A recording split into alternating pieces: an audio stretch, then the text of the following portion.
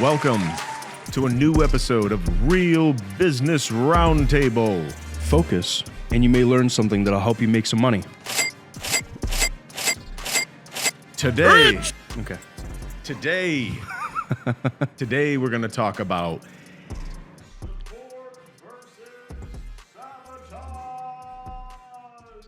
shout out to Powdered Toast Man. Let's go.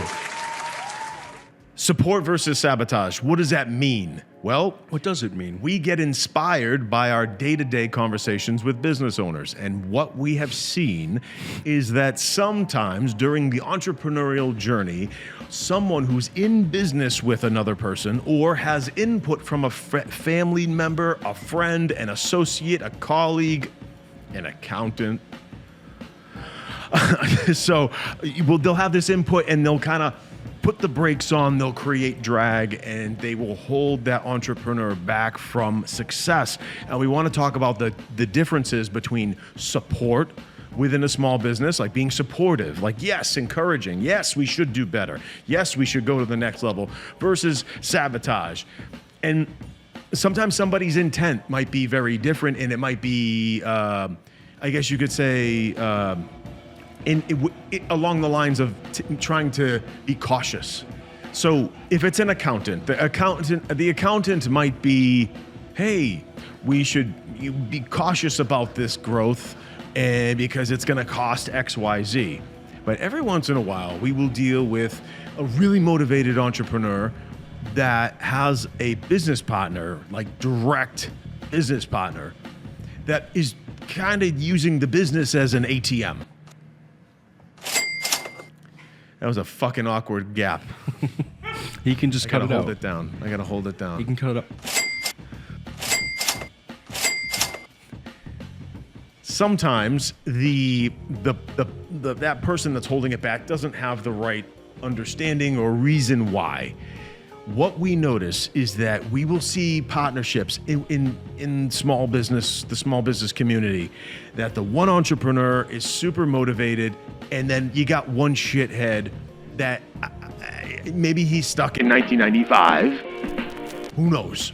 But the reason why we want to create this episode, which is kind of a spin-off of what we talked about a few months ago, is that what can it take to break through those challenges?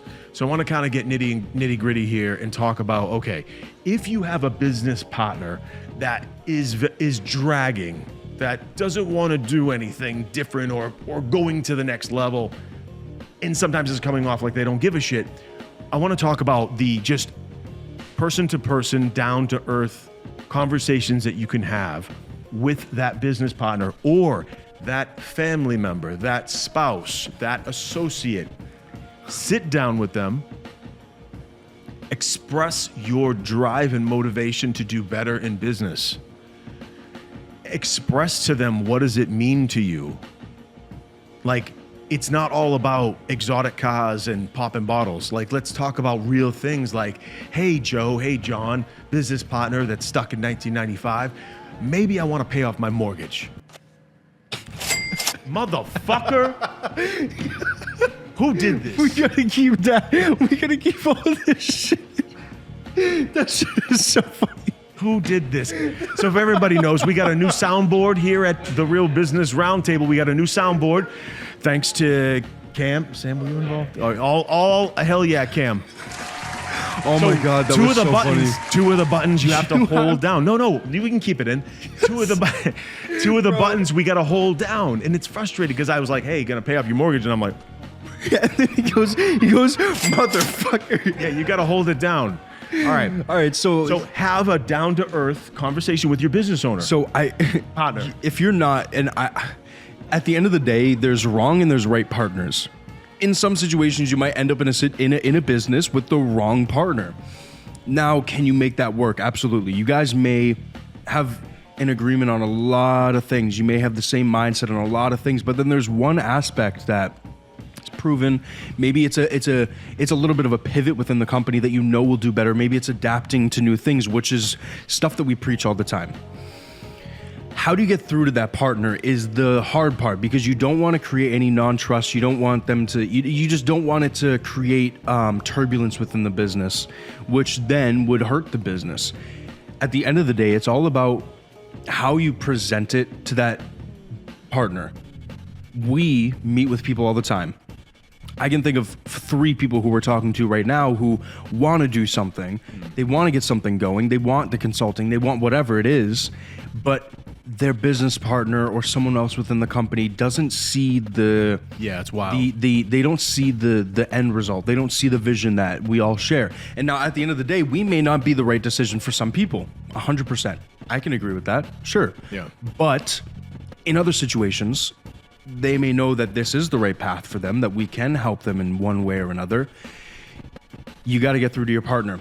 Presentation is always a big thing, right? If you're in a situation where you have a partner who's not interested in it, you got to get those other guys in front of them after you have almost shared with them the vision that you have.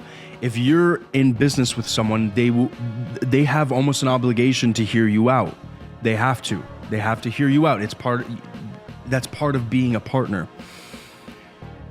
Share the vision, share the end result, share the idea that you have, and make sure that they have an open mind going into a meeting. And this is not just me priming, salespeople to be able to pitch to anyone. This is like when there's a legitimate opportunity, when there's a legitimate pivot within the business. Maybe it's like changing manufacturers, maybe it's adding a product, whatever it is.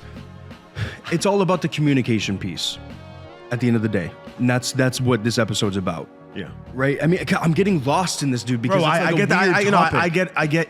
So you have like a scatterbrain, which is like a classic dude, brain. and I'm I trying have the to, same thing. I'm not passing judgment. I do the same thing. My mind goes so fast, it's hard to use words. Yeah, because it's not about the communication. It's not really about so that. basically, I'll jump in here. So what Jake's trying to say is you gotta sit down with your business partner, the family member, the associate, and lock down the real reasons why you want to take this step. Like I said earlier, it's not all about diamonds and champagne and exotic cars. What if you want to do something really good for your family? Actually, Yeah. I have a perfect example. Yeah. I did this with you for a company. We're running a business. There was an opportunity for simplicity, to simplify an aspect of a business that we run. And so I took it, and I knew it was going to cost a lot of money, but I saw the vision and I was like, listen, there is something that we can develop and create and implement into our system that will eventually, benefit us. I brought it to Andy, I brought it to Jay, and we sat down and we talked about it and we ended up doing it. And, it wasn't like, at the end, we're partners because we have the same mindset. That's why, right? We're a good partnership, but in some situations, it may not sit right with the other partner. But in this situation, brought it to him, gave him the whole spiel, talked about how it can benefit us, all that sort of stuff, and we ended up doing it, and it worked out. That's a great example, Jake. That is a great example. Bro, just go with it. Hey, so again, when you Oh, dude, don't be sarcastic. Say not. it, like legit. that's a good point. No. Hey, that's a good point. That's so.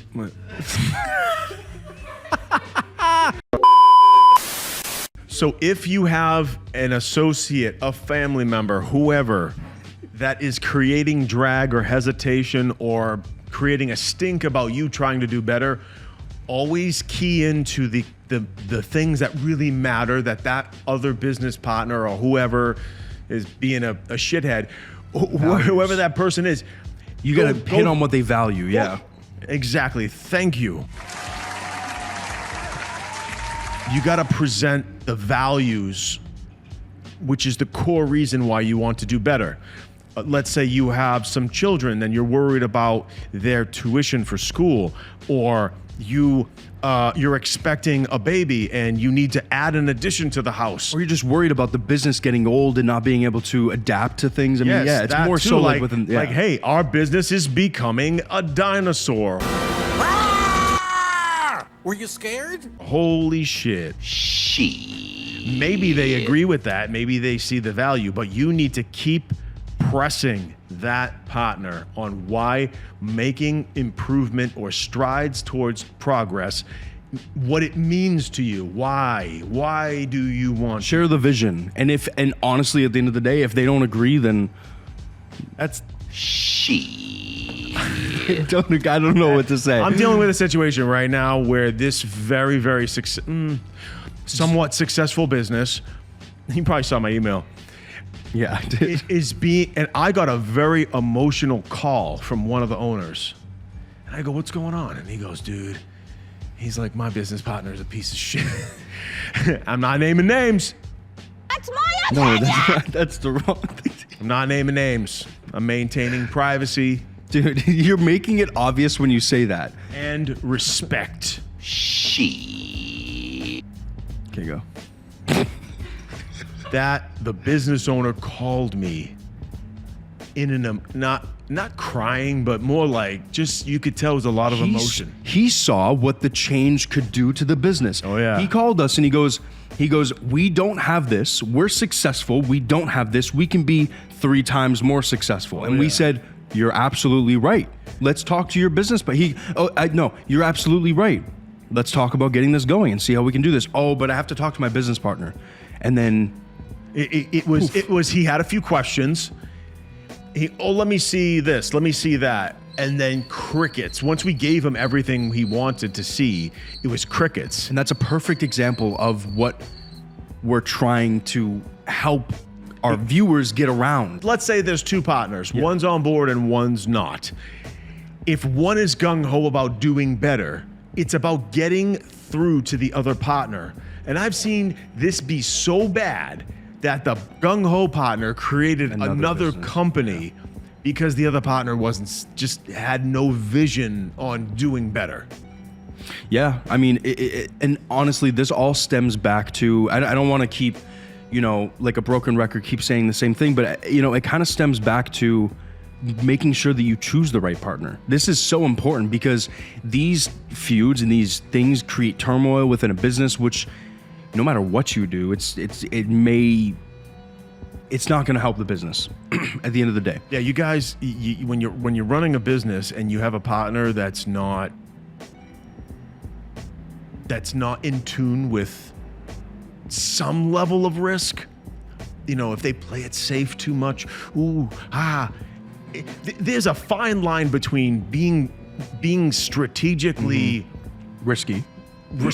Strategically risky and responsible at the same time. You don't want to, put everything on black, so to speak, like in a casino. Like I'm gonna put it on. I'm gonna put my whole entire life savings on. No. Take a percentage, and that you're willing to sacrifice if it doesn't work out. You have to. I don't want to compare business to gambling, but life is a gamble and stuff like that. But if you put something in... I mean, entrepreneurialism is a gamble at the end of the day, but you have more control over the outcome. And this is about taking control of that outcome. Exactly. So you have to manage what you're putting on the table and to make sure that if you do lose it or if it doesn't work out, you'll be okay. That's about being responsible. So if here's on the flip side, if you got a business partner that's trying to bet the whole farm on one move, of course you got to push back as a business partner. Yeah. You got to say, whoa, what are you doing? You got to take a piece of your cash, roll it into growth. That's how you do it responsibly. Do it the right way. But the key is to maintain the highest level of communication between you and your business partner and also family members. If you involve your family with the business, you got to expect maybe someone who does not have the business acumen, that might jump in and go, hey, you should do this. And you're like, what the hell? That's not what you do in business. And sometimes they just don't know. It's an honest, they don't know. They're jumping into something that they're not familiar with. So you got to kind of take what they say with a grain of salt. But I've seen family members with family members of clients and projects and potential prospects, family members completely block what they're trying to do, and it's kind of sad. And then on the other end, I've seen people strive. Brothers in business, they strive, and they do really well. It's all about, making sure you're on the same wavelength. Thank you so much for joining us today on Real Business Roundtable. Hope you enjoyed today's episode. Please like, subscribe, turn on post notifications. See you next time. Peace out.